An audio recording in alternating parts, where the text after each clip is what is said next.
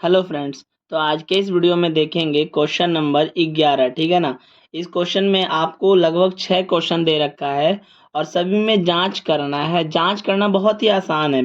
आपको हम एक क्वेश्चन समझाएंगे, इसी के थ्रू आप सारे क्वेश्चन को एक ही टाइप से सॉल्व कर सकते हैं। जैसे कि एक क्वेश्चन ले रखते हैं और कहता है कि जांच करें कि क्या एन एप्सिलॉन एन के लिए 15 का पावर एन का इकाई अंक शून्य हो सकता है।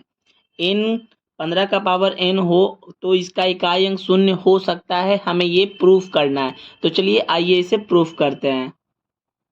तो यहाँ पे जैसा कि क्वेश्चन बोला है कि अगर 15 का पावर एन हो तो क्या इसका इकाई अंक शून्य हो सकता है, हमें इसे प्रूफ करना है।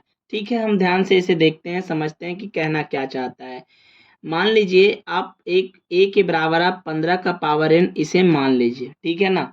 चलो, ए के बराबर 15 का पावर एन। अब इस 15 को हम क्या लिख सकते हैं, 2 गुने 15 को लिखने के लिए हम क्या लिखेंगे। 2 से तो वो नहीं निकलेगा, एक तो लिखते नहीं, एक तो हमेशा हर एक में रहता है। तो हम यहाँ लिख क्या सकते हैं, तो यहाँ लिख सकते हैं 3 गुना 5 का पावर एन।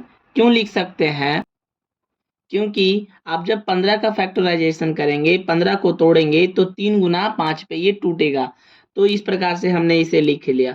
अब जब आप एक्सपोनेंट पढ़े होंगे तो ये जो पावर एन है ना, ये 3 का पावर भी एन हो गया और 5 का पावर भी एन हो गया। अब आप देखेंगे कि जब 3 का पावर एन है और 5 का पावर एन है तो ये शून्य नहीं आएगा, क्योंकि शून्य आने के लिए एक इवन नंबर जैसे कि 2 होना चाहिए था, लेकिन नहीं है। तो ये शून्य नहीं होगा। यहाँ बोला गया कि आप इकाई अंक शून्य हो सकता है, जांच करिए। तो इकाई अंक शून्य नहीं होगा, तो इसी प्रोसेस को अब हम लिख देंगे, क्योंकि ये मेरा कैलकुलेशन हो गया। अब इसके प्रोसेस को लिख के और कहेंगे कि जो 15 का पावर एन है तो इसका इकाई अंक शून्य नहीं होगा। चलिए वो कैसे लिखेंगे वो देख लेते हैं। तो आप यहाँ पे ध्यान से देखेंगे कि एक का जब हमने 15 का पावर एन मान लिया तो 15 का पावर एन को 3 गुना 5 का पावर एन लिखा लिखा गया। 3 का पावर एन और 5 का पावर एन बना, जो कि अब यहाँ बोला गया कि इकाई अंक शून्य लाना है। तो शून्य लाने के लिए इसके गुणनखंड में 2 होना चाहिए था, और यहाँ पे 3 और 5 संख्या है और हम जानते हैं कि अंक शून्य तभी होगा जब इसके गुणनखंड में 2 और 5 आएंगे। यानी 5 तो है लेकिन 2 होना चाहिए था, जो कि नहीं है। इसी वजह से ये अद्वितीय है, अलग है। इसके कारण ये 0 नहीं लाएगा। अतः ये जो 2 है, 2 इसमें शामिल नहीं है, इसमें शामिल 3 है ना। इसलिए मैंने लिखा कि अतः 2 ए का गुणनखंड नहीं हो सकता। अगर होता तब ये शून्य आता। इसीलिए 2 ए का गुणनखंड नहीं हो सकता, तब 15 का पावर एन के अंत में भी शून्य नहीं आएगा। ऐसे ऐसे 4-5 क्वेश्चन और हैं इसमें, तो वो सारे इसी नियम से बनेंगे, इसी टाइप से बनेंगे, आप बना लेंगे। इसके बाद क्वेश्चन नंबर 12 को देखते हैं। तो अब यहाँ 12 नंबर क्वेश्चन में देखेंगे कि 17 गुना 11 गुना 13 प्लस 17 क्या ये एक भाज्य संख्या है, इसे चेक करते हैं। तो ध्यान दीजिएगा कि यहाँ पे हमें भाज्य संख्या चेक करना है। यानी कि यहाँ आप देखेंगे 17 गुना 11 गुना 13 प्लस 17 में ये और ये कॉमन है। तो पहले तो कॉमन है तो उसे हटा लेते हैं। 17 और 17 कॉमन था, कॉमन निकाल लिए, बचे इधर 11 गुना में 13 और इधर प्लस में क्या बच जाएगा, 1। इधर कुछ नहीं तो 1 ही रहेगा। ठीक है ना। इसके बाद अब आप आगे जब करेंगे तो 17 गुना, यहाँ पे आप इसको गुना करेंगे, 11 गुना 13 करेंगे प्लस 1 करेंगे तो कितना आएगा, 13 एकम 13 का 3 और 13, यानी कि एक यहाँ पे आ जाएगा 144। कितना आ जाएगा, 144 जोड़ने के बाद। अब आप इसे भी तोड़ेंगे, 17 को तो आप नहीं तोड़ सकते ना। 144 को जब आप तोड़ोगे तो ये 2 गुना 144 कैसे तोड़ेंगे, फैक्टराइजेशन करके। 144 का फैक्टराइजेशन, 144 का जब आप ऐसे फैक्टराइजेशन करेंगे, 72 दूनी का 144, 36 दूनी का 72, 18 दूनी का 36, 9 दूनी का 18 और 3 तिहाई का 9। तो जो हमारा आ गया 2 गुना 2 गुना 2 गुना 2 गुना 3 और गुने में 3 आ गया। तो ये आप देखेंगे कि जो ये हमारा निकल के आया है, ये सारे अभाज्य गुणनखंड है। सारे सारे क्या है, अभाज्य गुणनखंड है। अतः ये सारे अभाज्य गुणनखंड है, इसीलिए ये संख्याएं क्या होंगी, भाज्य होंगी, क्योंकि ये सारे अभाज्य गुणनखंड हैं। इसीलिए ये क्या है, भाज्य संख्या कहलाएगा। ठीक इसी प्रकार से क्वेश्चन नंबर 12 में 2 क्वेश्चन और हैं, उसको भी आप इसी प्रकार से बना लेंगे। इसके बाद देखते हैं लॉन्ग आंसर टाइप क्वेश्चन यानी 13, 14 और 15 को। अब देखिएगा 13 नंबर क्वेश्चन कह रहा है कि 3 मापन दंड है, एक 64 सेंटीमीटर, 80 सेंटीमीटर और एक 96 सेंटीमीटर की लंबाई का है। कपड़े की न्यूनतम लंबाई ज्ञात करें जिससे इन दंडों में से किसी का भी प्रयोग करके ठीक ठीक पूर्णांक संख्याओं में मापा जा सके। देखिए, जब ऐसे सवाल होते हैं और ये न्यूनतम और अधिकतम की बात आ जाए ना, तो आप न्यूनतम जैसे ही सुनो ना तो वहां पे एलसीएम निकाल दो, या कम से कम एलसीएम निकाल दो, और ज्यादा से ज्यादा बोले तो आप एचसीएफ निकाल दीजिएगा, ठीक है ना। तो न्यूनतम बोला यानी कि वो न्यूनतम से न्यूनतम क्या लंबाई रहेगी जिससे इन तीनों से मेजरमेंट वो हो जाए, यानी इनका एचसीएफ एलसीएम निकाल देंगे, वो जो मेजरमेंट रहेगा वो इन तीनों से मेजर किया जा सकता है बढ़िया ढंग से। तो चलिए इसके सॉल्यूशन को देखते हैं। तो यहाँ पे क्वेश्चन में दे रखा था 3 मापदंड थे, एक 64 सेंटीमीटर का और एक था हमारा 80 सेंटीमीटर का और एक था 96 सेंटीमीटर का, ठीक है। अब आप इसका एलसीएम निकालेंगे। एलसीएम निकालना बहुत ही आसान है। आप सबसे पहले 2 से लगाएंगे, 32 दूनी का 64, 40 दूनी का 80 और यहाँ पे 48 दूनी का 96। आप लोग लास्ट तक बने रहिएगा और जिन्होंने अभी तक सब्सक्राइब नहीं किया ना वो सब्सक्राइब जरूर करना, ताकि आपको नेक्स्ट सॉल्यूशन वाले वीडियो का नोटिफिकेशन आपके पास चला जाए, और अपने दोस्तों के पास भी शेयर करेंगे। आगे जब आप इसे करोगे तो 20 दूनी का 40 और 24 दूनी का 48। फिर आगे जब आप सॉल्व करेंगे तो 8 दूनी का 16, 10 दूनी का 20 और 12 दूनी का 24। फिर आगे और सॉल्व करेंगे, 2 चौके 8, 2 पंजे का 10, 2 छिक 12। फिर सॉल्व करेंगे, 2 से लगाएंगे, 2 दूनी 4, 5 के 5 और 2 तिहाई का 6। तो इस प्रकार से जो हमारा एलसीएम निकल के आ गया ना, वो कितना आया, 2 2 2 कितने, 2 3 3 6, यानी 2 गुना 2 गुना 2 गुना 2 गुना 2 गुना 2 और गुने 5 और गुने में 3 गुना करेंगे।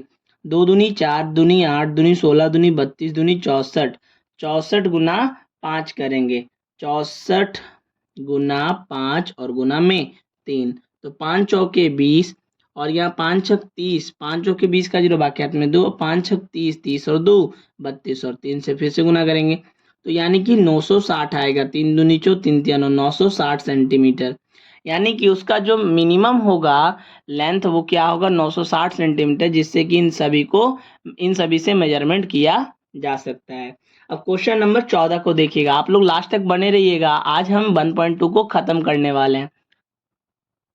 अब यहाँ पे ध्यान देंगे आप लोग, 14 नंबर क्वेश्चन कह रहा है कि 3 पात्र है, इसमें 27 लीटर, 36 लीटर और 72 लीटर दूध रखा हुआ है, ठीक है।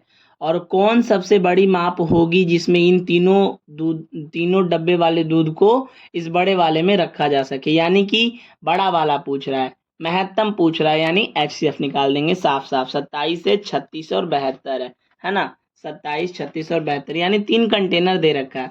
एक में 27 लीटर दूध है, ठीक है, एक में 36 लीटर दूध है, उसके बाद एक में 72 लीटर दूध है। तो इसमें कुल कितने, इन तीनों को मिला दिया जाए तो जो बड़ा जो हमारा ड्राम बनेगा या पात्र बनेगा उसमें कितना दूध आ जाएगा, कितना लीटर, वो पूछा जा रहा है। तो इस प्रकार से इसको सॉल्व करेंगे, महत्तम पूछा है ना तो आप एचसीएफ निकाल दोगे।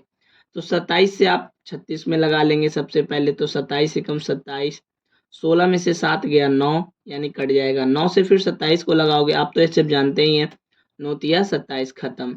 और अभी एक और बाकी है ना 72, 9 से लगाएंगे 72, 9 अठीका 72, यानी कि वो जो मेजरमेंट आया हमारा वो कितना लीटर आ गया, 9 लीटर आ गया। मुझे उम्मीद है कि ये बात आपको समझ में आया होगा। अब क्वेश्चन नंबर 15 को देखते हैं। क्वेश्चन नंबर 15 जो है इस एक्सरसाइज का लास्ट क्वेश्चन है, और इस एक्सरसाइज का मैंने सारा क्वेश्चन आपको सॉल्व करा दिया। अभी भी कोई समस्या हो तो आप हमें कमेंट करके जरूर बताएंगे, ताकि मैं आगे उस पर विचार करूं, उस पर वीडियो बनाऊं, ठीक है ना। फिर अगला जो सॉल्यूशन रहेगा वो 1.3 का रहेगा। इस क्वेश्चन में आप देखेंगे, कह रहा है कि 3 भिन्न भिन्न पात्रों में दूध और पानी का मिश्रण विभिन्न परिमाण में रखे गए हैं, ठीक है भाई, जिसमें 403 केजी है पहले वाले में, दूसरे में 434, तीसरे में 465। तो कह रहा है कौन सबसे बड़ी माप सभी भिन्न परिमाणों को ठीक ठीक समा सकती है। बिल्कुल सेम क्वेश्चन है, आइए इसके ऊपर भी विचार करते हैं। तो इस क्वेश्चन में कहा गया कि 3 पात्र हैं, जिसमें एक में रखा जाता है 403 केजी, ठीक है ना, 403 केजी। दूसरे में रखा जाता है 434 केजी और तीसरे पात्र में 465, हाँ 465 केजी रखा जाता है। ये हमारा सवाल है। तो सबसे बड़ा वाला पात्र क्या होगा, इस पे हमें ध्यान देना है, ध्यान देंगे आप लोग। और आप लोग अंत तक बने रहिएगा, अपने दोस्तों के पास जरूर शेयर करिएगा, और जिन्होंने अभी तक सब्सक्राइब नहीं किया ना, वो सब्सक्राइब जरूर करना। और ऐसे ही सॉल्यूशन पाने के लिए अपने दोस्तों के पास भी शेयर करते रहिएगा, उन्हें भी जानकारी मिलती रहे। तो 403 से देखो एचसीएफ निकालने के दो तरीके, एक तो फैक्टर करके निकाल लो, दूसरा आप डिवीजन मेथड से निकाल सकते हैं। तो 403 से आप लगाएंगे 434, ठीक है ना। तो जब आप लगाएंगे एक बार में लगाएंगे तो 403, यहाँ घटाने के बाद क्या आएगा हमारा, 4 में से 3 गया 1, यहाँ घटाएंगे 3 और ये खत्म। फिर 31 से 403 को लगाएंगे, तो एक बार में 31 को लगाते हैं तो यहाँ पे घटाने के बाद 9 आएगा और ऊपर से 3 आ जाएगा, ठीक है। तो 31 को फिर 3 से लगाएंगे तो 31 या 93, ये खत्म हो जाएगा। फिर वापिस से 31 को लिखेंगे क्योंकि ये तो यहाँ तक कट गया ना, और फिर से 31 कट गया, अभी से 465 क्योंकि ये बचा हुआ है ना एचसीएफ निकालने के लिए, तो 465 वापिस से यहाँ लिखेंगे और वापिस से इसे कैलकुलेट करेंगे तो 31 एक बार में लगाएंगे तो 31 ही लगाएंगे। घटाने के बाद 6 में से 1 गया 5 और यहाँ 4 में से 3 गया 1 आएगा, ऊपर से 5 उतर जाएगा। अब आप 31 को 5 बार में पढ़ोगे ना तो 31 बचेगा 155 होता है, 5 इकाई 5, 5 दिया का 15। तो इस प्रकार से जो हमारा एचसीएफ रिजल्ट आ गया वो कितना आ गया, यहाँ पर हमारा 31 आ गया। कितना आ गया, 31, यानी कि जो वो रिजल्ट है हमारा वो 31 केजी होगा, ठीक है। तो मुझे उम्मीद है कि आपको ये सारे सॉल्यूशन काफ़ी हद से अच्छे ढंग से समझ में आ गए होंगे। नेक्स्ट ऐसे ही सॉल्यूशन पाने के लिए आप हमारे चैनल पे विजिट करते रहिएगा और अपने दोस्तों के पास शेयर जरूर करिएगा। आज के लिए इतना ही रखते हैं, नेक्स्ट सॉल्यूशन में 1.3 का करेंगे। धन्यवाद।